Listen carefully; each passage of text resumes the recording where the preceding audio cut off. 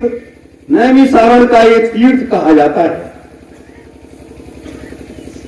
ये 9.5 किलोमीटर की परिधि या 84 कोस इसका परिक्रमा का एक अलग विधान है।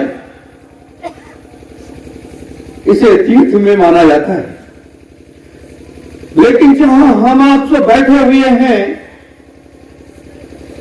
ये तीर्थ नहीं है, ये तपोस्थली है। ये तीर्थ नहीं, ये तपोस्थली है। परम पूज्य स्वामी जी महाराज ने कहा था कि जहां पर चौथा महायज्ञ होगा, एक छोटी सी नदी होगी और वहां कोई तीर्थस्थल नहीं होगा। मेरे धर्म प्रेमी गुरु भाई बहनों, तो ये तपोस्थली है। ये किसकी तपोस्थली है? ये उन ऋषि मुनियों की तपोस्थली है जहां से सृष्टि का विधान प्रारंभ होता है। इसको मैं आपको थोड़ा बताऊंगा, उसके बाद फिर उस धर्म ध्वजा की तरफ लेकर के चलूंगा। मेरे धर्म प्रेमी गुरु भाई बहनों, ये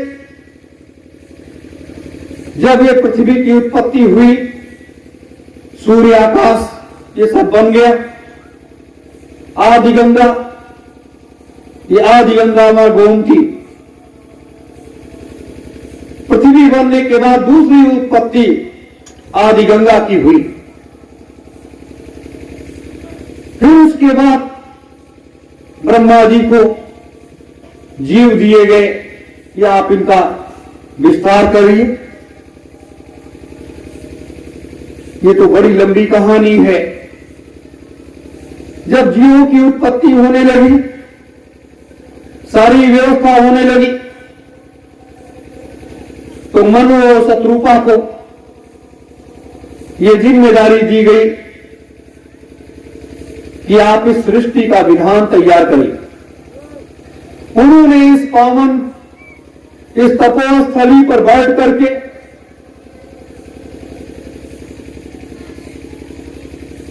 कठोर साधना किया, बिना साधना के। और साधना क्या है? उन्होंने भी,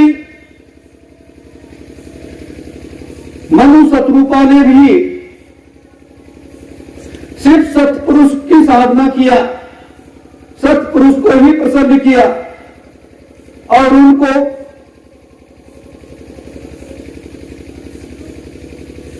किए विधान इस लोक का कैसे बनेगा, कैसे क्या किया जाएगा, उन्होंने इस विधान को तैयार किया। इसी तपोस्थली पर, जिस जगह हम आप सब बैठे हैं, निरंजन भगवान ने 2 लाख वर्ष तक कठोर साधना किया है। ये हमारे पूज्य गुरुदेव ने बताया है। उसके बाद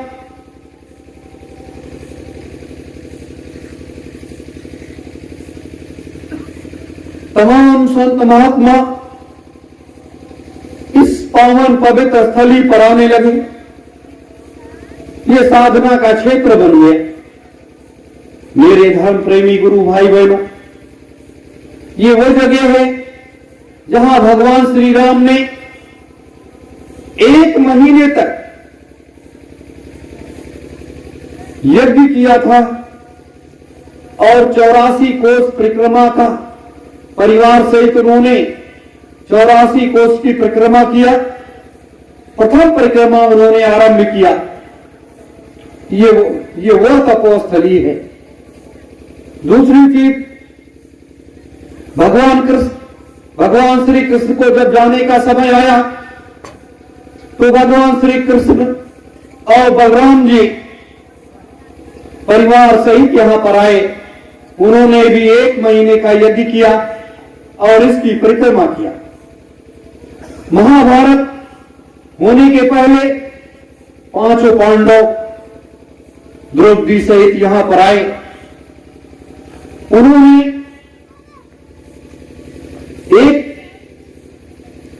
14 महीने के ऊपर यहां पर बैठ करके कठोर साधना किया। और किसको? पूर्णिमा मां को प्रसन्न करने के लिए भगवान श्री कृष्ण ने कहा कि अगर पूर्णिमा मां का आशीर्वाद तुम्हें मिल जाए तो तुम्हें कोई भी हरा नहीं सकता युद्ध में। आज जैसे प्रत्येक माह पूर्णिमा आती है, वो तिथि आती है, लेकिन जब पूर्णिमा मां यहां पर 14 महीने के कठोर साधना करने के बाद जब प्रकट हुई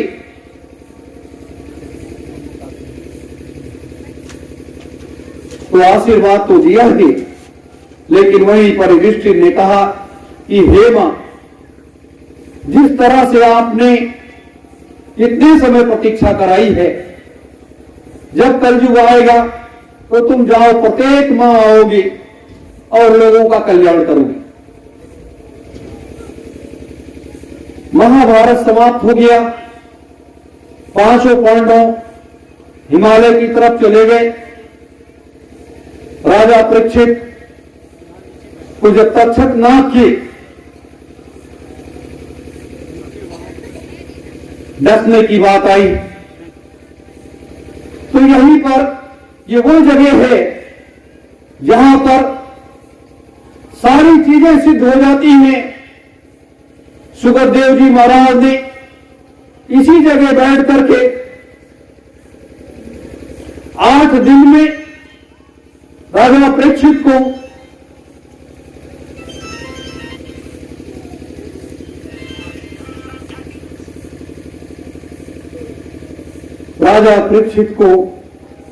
भागवत सुनाया था और उनको एकदम से आत्मा और परमात्मा का मिलन करा दिया था 8 दिनों में।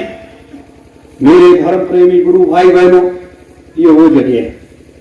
तो हमें ये हमारे महापुरुषों ने पहले से केंद्रित कर रखी। उसके बाद जब हमारे महापुरुषों ने ये देखा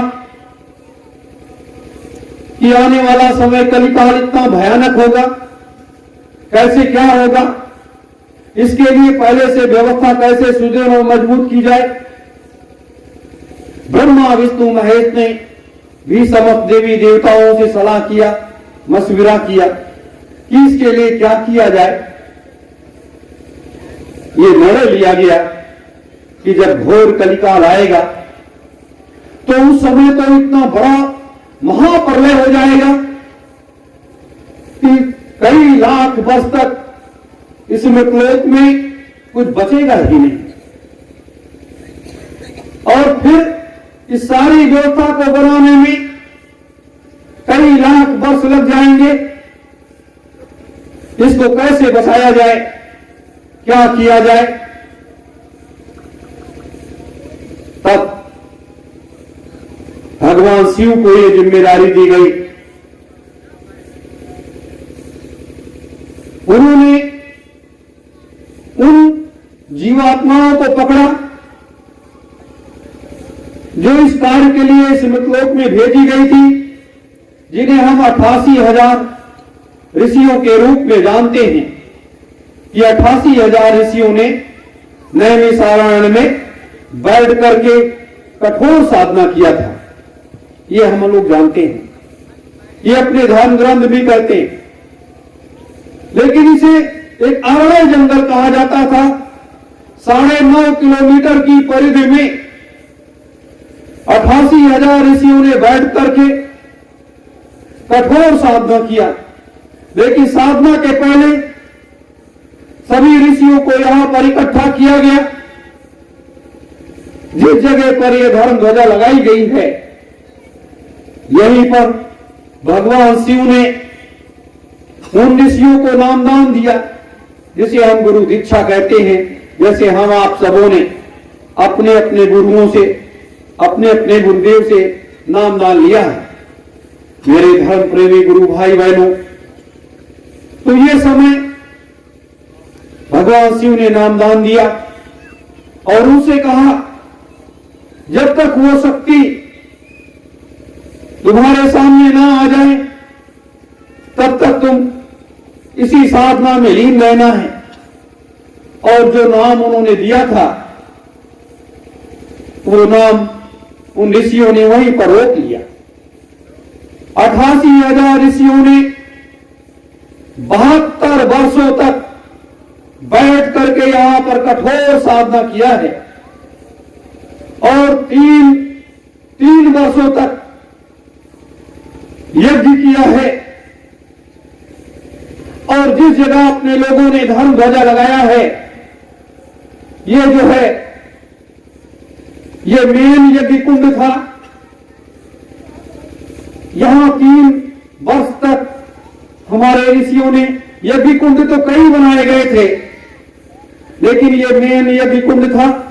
जब यहां पर यज्ञ होता था तो कई ऐसी शक्तियां, और वो भी भगवान शिव को यहां बैठना पड़ता था क्योंकि वो गुरु थे और उनको इसलिए बैठना पड़ता था। मेरे धर्म प्रेमी गुरु भाई बहनों, तो इस तरह से 88,000 ऋषियों ने 72 वर्ष की कठोर साधना पूर्ण कर जैसे हुई, जैसे वो परमपिता, हम परमात्मा कहें, प्रभु कहें, वो सामने ऋषियों के सामने प्रकट हुए। उन्होंने कहा, हे ऋषिगण, आपको क्या चाहिए? महात्माओं ने कहा, हे परमपिता, मुझे आपसे एक आशीर्वाद चाहिए। जब घोर कलिकाल आए और आप इस मृतलोक में अवतार लें तो यहां पर एक ऐसा महायज्ञ करें जो भूते न भविष्यते, जो न कभी किसी युग में हुआ है और न आगे कभी हो। और यहां से आप 9 सतयुग की स्थापना करके और लाखों लाखों वर्ष तक के लिए इस मृतलोक की व्यवस्था को सुधार दे। जब उस परम पिता ने तथास्तु कह दिया, फिर महात्माओं ने कहा, हे परम पिता, हम ऋषिगण जितनी भी शक्तियां अर्जित किए हैं वो सारी शक्ति हम इस पृथ्वी के अंदर समाहित कर देते हैं। और जब आपका आगमन होगा तो ये शक्ति यज्ञ वेदी पर बैठने वाले लोगों को प्राप्त हो जाएगी और इस शक्ति के बल से आप बड़े से बड़ा कार्य कर डालेंगे। ये हमारे 88,000 ऋषियों ने ये उपहार के रूप में इस शक्ति को दे दिया। अब आप विचार करें कि सारी व्यवस्था पूर्व से निर्धारित कैसे है। ये सारी व्यवस्था पूर्व से निर्धारित है। मेरे धर्म प्रेमी गुरु भाई बहनों, तो इस तरह से आगे का कार्य आगे प्रारंभ हुआ। लेकिन जहां पर यह धर्म ध्वजा लगाई गई है, यहां पर जितने में आप चबूतरे को बनाए हैं, इतने में एक ऐसी ज्योति निकला करती थी यहां पर 24 घंटे। इस भूमि के अंदर से वो शक्ति निकला करती थी, ज्योत निकला करती थी। और यहां पर तमाम ऋषि मुनि संत महात्मा आते थे, गृहस्थ आश्रम में रहने वाले लोग भी आते थे और ऐसे बैठ जाते थे, साधना में लीन हो जाते थे। और वो सब 3 लोग 14 वर्णों का सब जगह वो दर्शन करने लगते थे और वहां पहुंच जाते थे और वहां घूम करके वहां मिल करके सबसे पुनः चले आते थे। यह इतनी बड़ी शक्ति का केंद्र था जिसके बारे में आज तक किसी ने विस्तार से कभी नहीं बताया। यह शक्ति का केंद्र था। लेकिन यह समाप्त कैसे हुआ? जब सनातन हिंदू धर्म यहां से बिखराव की स्थिति में गया, मुस्लिम शासकों का राज हुआ, उसमें अच्छे भी शासक हुए और कुछ बुरे भी शासक भी है। तो होने वाले समय में जब औरंगजेब का शासन आया तो उन्होंने क्या किया कि यहाँ की तमाम चीजें उन्होंने ध्वस्त कर दी। कई मंदिर तोड़ दिए, कई कुछ किया, तमाम पेड़ काट डाले गए, सारी चीजें की गई। और इस यज्ञ कुंड के बारे में लोगों ने जब उस राजा को बताया तो राजा ने इसको समाप्त करने के लिए हर संभव प्रयास किया, क्योंकि ये हमारे सनातन धर्म की एक बहुत बड़ी शक्ति का केंद्र था। अगर ये आज ये ज्योत इसमें से निकला करती तो भारत ही नहीं पूरी दुनिया में अमन चैन कायम रहता। दुनिया में ऐसी अव्यवस्था नहीं फैलने पाती, क्योंकि कुछ न कुछ शक्तियां उसमें से निकलती और वो बड़े से बड़ा काम कर डालती और असुरों का साम्राज्य इस तरीके से नहीं रह जाता। ये अभी 3000 वर्ष ये पहले यहां पर ये शक्ति उत्पत्ति की गई थी। मेरे धर्म प्रेमी गुरु भाई बहनों, तो इस तरह से यहां पर गाय और बैल काट के उसमें डाल दिए गए। सालों ये क्रम चला, मदिरा उसमें डाली गई, क्या क्या हुआ, तो ये सब क्रम चलता रहा। उसके बाद ये ज्योति बुझ गई और बुझ जाने के बाद ये धीरे धीरे सब ये आड़े जंगल था, यहां कोई आना जाना बंद कर दिया। समय बीतता चला गया। कुछ संत महात्मा यहां आते रहे, जाते रहे, अपना कार्य करते रहे। लेकिन जब वो एक परिवर्तन की बेला आई, जब वो समय आया और ये काल और दयाल दोनों महाशक्तियों ने, क्योंकि उनको पूर्व से सारी चीजों को मालूम था, उन्होंने कहा कि बच्चों उस जगह पर चले जाओ और वहां से सारा कार्य प्रारंभ करना है। तो इस तरह से यहां का एक इतिहास बन गया। तो यहां पर सबको, गौतम ऋषि तक भी यहां आना पड़ा, उनको भी श्राप मुक्त होना पड़ा। तमाम संत महात्मा, तमाम ऋषि मुनि इस जगह को प्रणाम करते थे और साष्टांग लेट जाते थे। यहां की मिट्टी, इसमें एक एक कण में वो शक्ति छुपी हुई है जिस शक्ति के बारे में लोगों को मालूम नहीं है। या तो आप अच्छी साधना करते हैं तो आपको मालूम होगा, क्योंकि ये ऋषियों की, ये संत महात्माओं की ये तपाई हुई भूमि है जहां पर आप बैठे हुए हो। तो ये इसमें एक एक कण में शक्ति का वास है और इस शक्ति के बल से आप बड़े से बड़ा काम कर ले जाओगे। आपने देखा कि 2 माह के अंदर आपने इसका नक्शा बदल दिया। मेरे धर्म प्रेमी गुरु भाई बहनों, तो इस तरह से ये तो इसका संक्षिप्त इतिहास मैंने आपको बताया है। यहां पर धर्म ध्वजा आज जो लगी, ये 7000 वर्षों के बाद वो तिथि आई और लगाई। सूर्य और पृथ्वी का जो एक केंद्र में आना कुछ समय के लिए, तो जैसे पति और पत्नी के संबंध से एक तीसरा जीव का निर्माण होता है, उसी तरीके से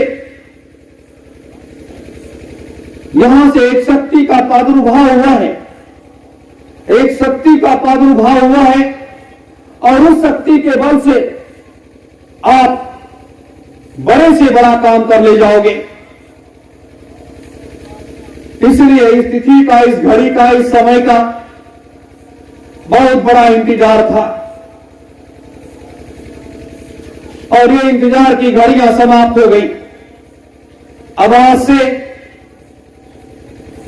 सतयुग आने की तैयारी, उसने अपने कार्य को प्रारंभ कर दिया। कलयुग जाने की तैयारी, उसने अपना प्रारंभ कर दिया। जैसे आपने इस ध्वज को खड़ा किया, दोनों अपनी अपनी तैयारियों में लग गए हैं। लेकिन जब ये दोनों, कोई आएगा कोई जाएगा, इस द्वंद्व युद्ध में बड़ा भयानक परिदृश्य, इस मृतलोक के प्राणियों को झेलना पड़ेगा, जिसके बारे में मैं कल आपको विस्तार से बताऊंगा।